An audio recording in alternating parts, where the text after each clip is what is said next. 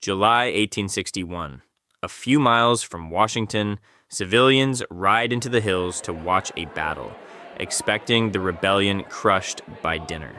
A few hours later, they're fleeing back toward the city alongside a shattered Union army in full retreat.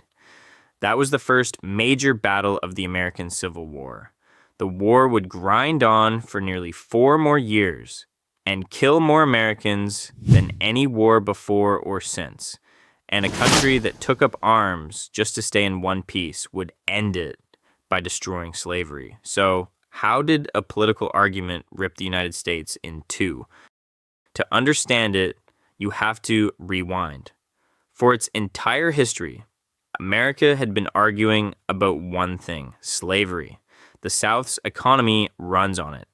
Cotton is picked by nearly 4 million enslaved people, and it's the country's most valuable export. Northern labor is overwhelmingly free, but don't mistake that for clean hands. Northern mills, banks, and shippers still grow rich from that same slave-grown cotton. The real fight is over where slavery goes next.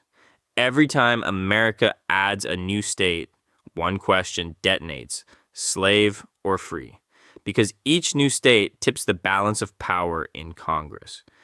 So, for 40 years, America keeps making deals with slavery. The Missouri Compromise draws a line across the Western territories. Slavery banned north of it, allowed south, and admits Missouri as a slave state and Maine as a free one to keep the Senate even. Every deal buys a few years of quiet, and every deal makes the coming explosion bigger. Then the deals start detonating. The Kansas-Nebraska Act rips the question back open, and Kansas erupts into gunfire between pro- and anti-slavery settlers. Bleeding Kansas. Then, the Supreme Court's Dred Scott decision rules that no black person can be a citizen, and Congress can't ban slavery anywhere. To the north, it's proof the whole system is rigged. There's no middle ground left. 1860. Abraham Lincoln wins the presidency without carrying a single southern state. He isn't campaigning on immediate abolition. He vows to leave slavery alone where it exists and only block its spread. For the South, that's enough. If slavery can't grow, they're certain it will die. So, before Lincoln even takes office, 7 states walk out and declare their own country, the Confederacy. 4 more follow once the shooting starts. Their reasons aren't a mystery. They wrote them down. Mississippi ties its cause, in its own words, to the institution of slavery. Not taxes, not some abstract idea of states' rights. The right to own human beings. April 1861. Confederate cannons open fire on Fort Sumter, a Union fort in a South Carolina harbor. After decades of talk, the war is suddenly real, and both sides can't wait. Men flood recruiting offices, afraid it'll be over before they get their shot at glory. One quick march to Richmond, and we're home by autumn. One good battle, and you Yankees run all the way back to Washington. Then they marched to a stream called Bull Run, the fight those onlookers came to watch. You already know how that ended. The dream of a short, glorious war died in a single afternoon. On paper, the North should win in a walk. 4 times the free population, almost all the factories and railroads, and a navy the South can't match, now blockading its ports. But paper doesn't win wars. The South doesn't have to conquer anything. It only has to survive and outlast the North's patience.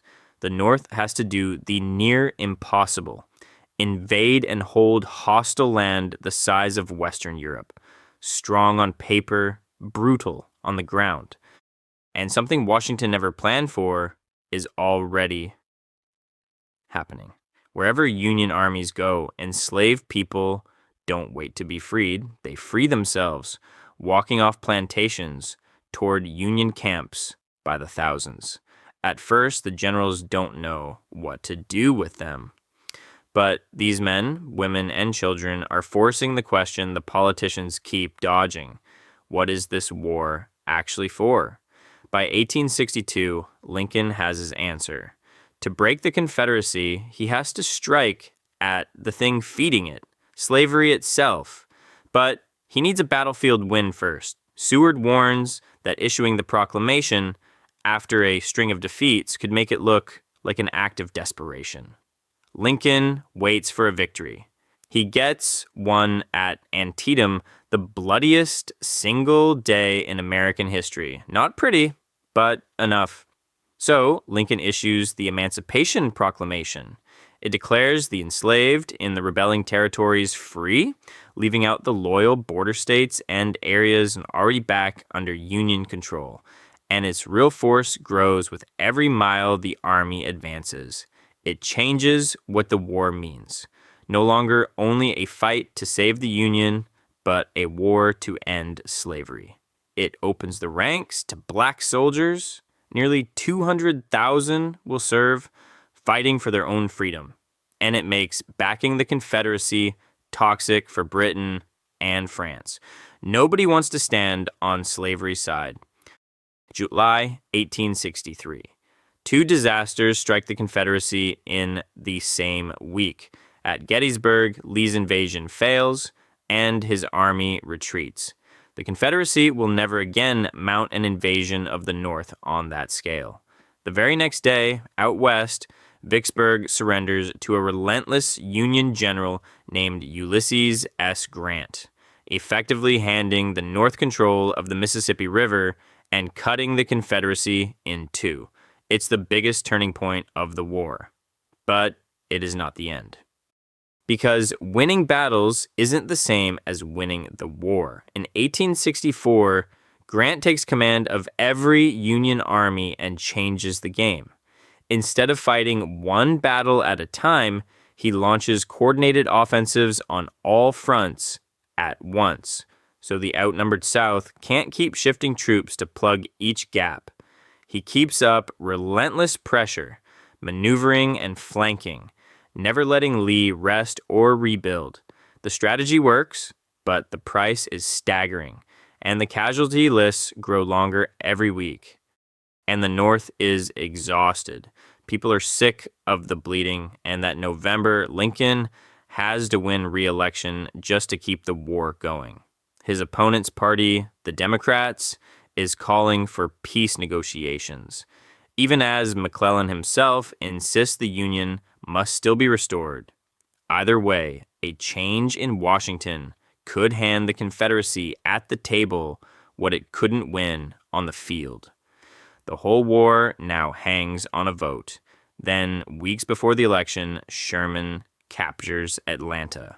Victory suddenly looks possible again, and Lincoln wins, slamming the door on the South's last real hope. Sherman marches from Atlanta to the sea, wrecking the railroads, farms, and workshops that feed and arm the Confederate armies. The aim is cold but exact. Strip the South of what it can no longer replace.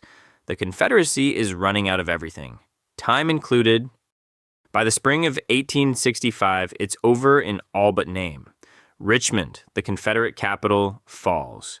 Lee's army is starving, surrounded, and out of road. On April 9th, at a quiet Virginia courthouse called Appomattox, Lee surrenders to Grant. Grant lets the beaten men keep their horses for spring planting and sends rations to Lee's starving soldiers. Lee removes his hat. Grant returns the gesture. No gloating. Just two exhausted men ending the bloodiest war their country had ever known. 4 years, and then silence. The cost is almost unimaginable. Somewhere between 620,000 and 750,000 dead, and historians still can't agree on the true number, but the Union holds.